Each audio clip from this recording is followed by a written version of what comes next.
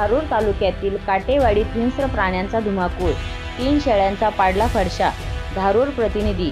धारूर तालुक्यातील काटेवाडी परिसरात सध्या हिंस्र प्राण्यांच्या दहशतीने ग्रामस्थ भयभीत झाले आहेत. एका अज्ञात हिंस्र प्राण्याने शेळ्यांच्या कळपावर हल्ला करून 3 शेळ्यांचा फडशा पाडला आहे. या घटनेमुळे परिसरात खळबळ उडाली असून पशुपालकांचे मोठे आर्थिक नुकसान झाले आहे. या हल्ल्यामुळे शेतकरी बांधवांमध्ये भीती पसरली आहे. रात्रीच्या वेळी शेतात जाणे किंवा जनावरांना बाहेर ठेवणे आता धोकादायक बनले आहे.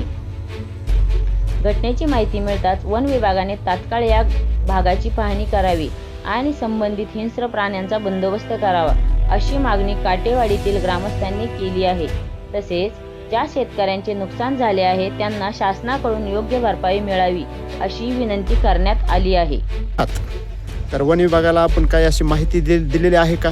आता फोन करून आम्ही आता कळवलेलं आहे साहेबाला इथे येण्यासाठी आणि आमच्या इथं गावात येऊन या शेळ्याचा स्वतः पंचनामा करावा आणि त्या गरीबाला निवृत्तीपान शेळ्यांना काहीतरी आर्थिक मदत मिळावी शासनाकडून, अशी माझी मागणी आहे. बरं, हे शेळ्यांचा जे 3 शेळ्याचा फडसा पडलेला, 2 शेळ्या इथं मृत्युमुखी पडलेल्या आहेत आणि एक तो प्राणी कोणता असून तो घेऊन निघून गेलेला आहे.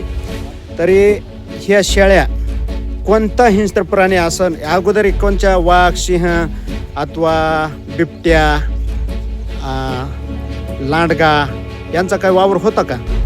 असं काही दिसून आलं नाही, पण रात्री कोणत्या तरी एका वन्य प्राण्याने इथं हल्ला केलेला आहे, शेळ्याचं मारलेलं आहे आणि एक शेळी घेऊन गेलेले आहेत, उडी मारून 2 मारून टाकलेले आहेत.